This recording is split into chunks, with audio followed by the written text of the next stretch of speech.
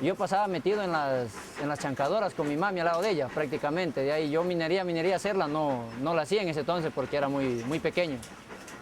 Pero ya la minería, cuando yo ya metí mano, se puede decir ya a los 10 años en adelante ya.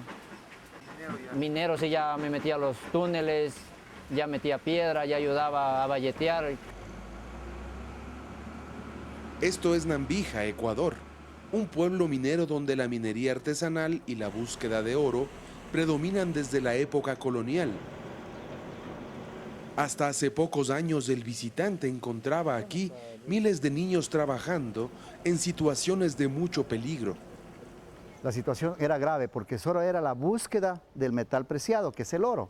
Entonces utilizaban ahí a los niños con sus baldes, siguiendo en los pozos y trabajaban noche y día. Para ellos no había día, no había noche. Es un asentamiento que parece un gigantesco sedazo.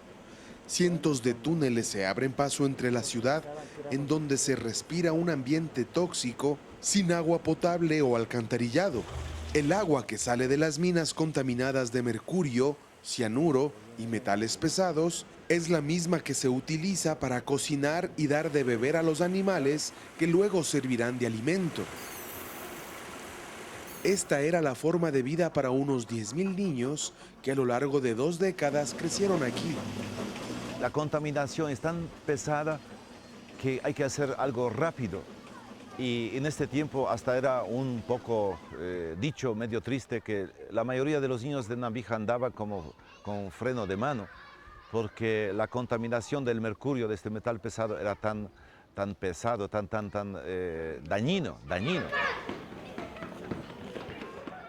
Hasta que apareció el padre Stanislaw Grobel, un sacerdote de origen polaco, sobreviviente de la Segunda Guerra Mundial, quien llegó el año de 1985 a este submundo de miseria y decidió ponerse manos a la obra.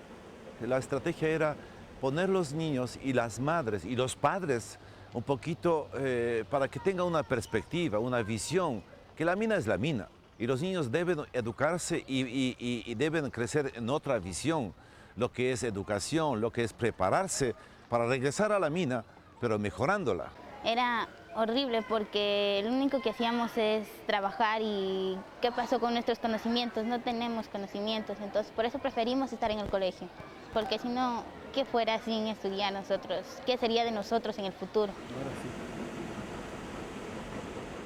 La idea era que las minas sean exclusivamente lugar de trabajo y cerca de allí crear un nuevo asentamiento con escuelas, colegios y hasta microempresas para las madres. Animales, plantas y qué más. Muy bien, a ver, Stephanie, ¿qué más? Poco a poco esta escuelita se fue llenando con los niños mineros. Con el paso de los años, el mismo padre Grobel inauguró el colegio minero. Sabemos que para mercurio también hay solución. Aquí se pueden escuchar historias sorprendentes de niños mineros que hoy son profesores del colegio. Van a seguir estudiando, seguro, o quieren estar en la minería. Manuel es uno de ellos, quien no se cansa de explicar a sus alumnos sobre la importancia de este proyecto.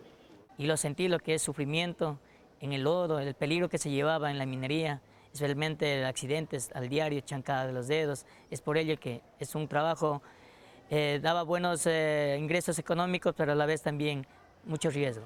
Hoy la escuela permanece llena de pequeños estudiantes y el colegio cada vez más recibe a los jóvenes alumnos. Los que salieron egresados de nuestro colegio están graduados de ingenieros en minas, otros en ingenieros en geología, están trabajando ahorita, por ejemplo, tengo en España. El trabajo infantil parece cosa del pasado. Según el Instituto Nacional del Niño y la Familia, se lo ha erradicado en un 96%.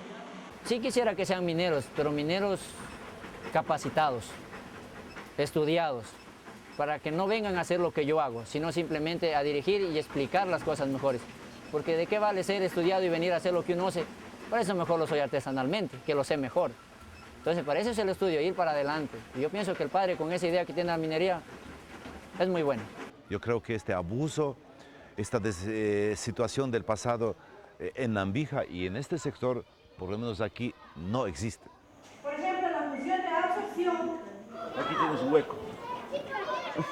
Siempre se dice que con un dedo no se puede hacer gran cosa. Tal vez esto. Con 5 se puede hacer ya cualquier otra cosa. Con 10 más. Y con un pueblo, con un equipo, con los padres de familia, se hace cosas significativas.